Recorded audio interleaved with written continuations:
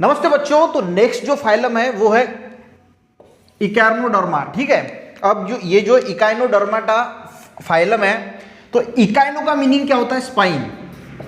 ठीक है, और डर्माटा यानी क्या होता है? स्किन।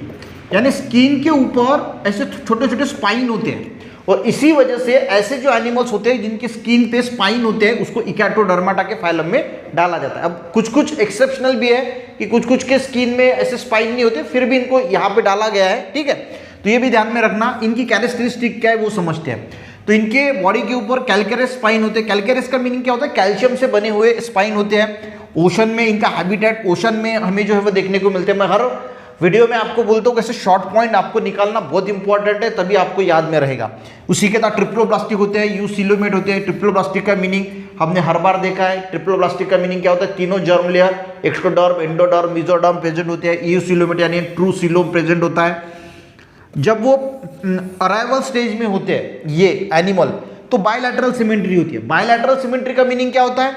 किसी एक एक्सिस से अगर आप काटोगे, मान के चलो कि ये ऐसा एक एनिमल है, सिर्फ इसी एक्सिस से इसको काटेंगे तो ये दो इक्वल पार्ट में डिवाइड होगा, ऐसे काटोगे तो नहीं होगा, तो उसको बायलैटरल सिमेट्री बोलते हैं। जब ये अराइवल स्टेज में यानी जब बच्चे होते हैं ऐसा हम बोल सकते हैं, तो बायलैटरल सिमेट्री होती है। पर अडल्ट स्टेज में जैसे आते हैं तो रेडियल सिमेट्री हो जाते हैं। रेडियल यानी किसी भी प्लेन से इसको काटो, मान के चलो कि इसको किसी भी प्लेन से काटा तो वो दो इक्वल पार्ट में होता है। ये सिर्फ एक एक्सिस से काटने से दो इक्वल पार्ट में होता है, उसको बायलैटरल सिमेट्री बोलते हैं। रेडियल सिमेट्री किसी भी एक्सिस से काटने के बाद वो दो इक्वल पार्ट में होता है, तो रेडियल। तो रेडियल सिमेट्री कब शो करता है? अडल्ट स्टेज में, और अराइवल स्टेज में ये बायलैटरल सिमेट्री शो करता है। तो skeleton made up of calcium spine है। जो स्केलेटन होता है उसके ऊपर का वो कैल्शियम स्पाइन से, कैल्केरियस स्पाइन से, या फिर ऑसिकल्स बोला जाता है, यानी प्लेट्स बोला जाता है। उसको रीजनरेशन की एबिलिटी होती है। जैसे एक स्टार फिश है, मान के चलो इसका अगर छोटा सा हिस्सा अगर कहीं पे जाता है तो इससे दूसरा ऑर्गेनिज्म जो है वो बना सकते हैं। तो रीजनरेशन एबिलिटी है, और यूनिसेक्सुअल होते हैं, यानी मेल अलग फीमेल अलग। ठीक है, एक बार पढ़ भी लेता हूं। Echinodermata phylum, calcareous spines are present on the body of this animal, hence they are called echinoderms. यानी कैल्केरियस स्पाइन यानी कैल्शियम से बने हुए स्पाइन जो है, जैसे सी ऑर्चिन आप देख रहे हैं डायग्राम में, उस पर ऐसे स्पाइन दिखाई दे रहे हैं, तो वो कैल्केरियस स्पाइन है। तो इकाइनो का मीनिंग ही स्पाइन होता है, और डर्मा यानी स्किन, यानी स्किन के ऊपर स्पाइन होते हैं। These animals found only in ocean, ocean में देखने को मिलते हैं। These are triploblastic, eucoelomate and radial symmetry in adult, however they show bilateral symmetry in larval stage. तो मैंने यहाँ पे आपको ये समझा के दिया है। They have skeleton made for sorry, एक पॉइंट छूट गया है। They perform the locomotion with the help of tube feet. यहाँ पे आपने सी कुकुम्बर में से देख रहे हैं ना, ट्यूब फीट के मदद से वो जो है लोकोमोशन करते हैं। Tube feet also helpful for capturing the prey, prey को कैप्चर करने के लिए भी ये ट्यूब फीट मदद करती है। Some animals are sedentary, sedentary यानी वो लोकोमोशन नहीं करते, एक जगह पे ही रहते हैं। They have skeleton made up of calcareous spines और ऑसिकल्स। तो स्केलेटन स्पाइन, कैल्केरियस स्पाइन्स या ऑसिकल जिसको प्लेट बोला जाता है, उससे बनी होते हैं।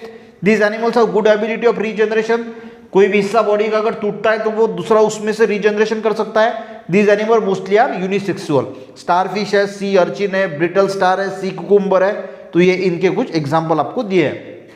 तो पॉइंट निकालना बाद में आपको, अगर इकाइनोडर्माटा का जो अगर मीनिंग पता है, इकाइनो यानी स्पाइन और डर्माटा में यानी स्किन, यानी जिनके ऊपर स्किन के ऊपर स्पाइन होते हैं, तो बाकी के कैरेक्टरिस्टिक धीरे धीरे याद में आना। स्टारफिश का एक एग्जाम्पल, तो बाकी कैरेक्टरिस्टिक अपने आप याद आता है कि ओशन में रहते हैं, स्पाइन होता है, इनके फुट ट्यूब होते हैं जिनसे ये लोकोमोशन करते हैं, प्रे भी उससे पकड़ते हैं, कुछ सेडेंटरी होते हैं यानी एक जगह पे होते हैं। तो ऐसे पॉइंट, रीजनरेशन एबिलिटी होती है, यूनिसेक्सुअल होते हैं, ये धीरे धीरे आपको याद आने लगता है। कुछ कुछ चीजें, सबसे पहले तो जो फाइलम का नाम है इकाइनोडर्माटा, इसका मीनिंग क्या होता है वो आपको समझना बहुत इंपॉर्टेंट है। वो समझ में आ गया तो आप लिख सकते हैं। जैसे मोलुस्का का, उसके मीनिंग क्या होता है? Soft body.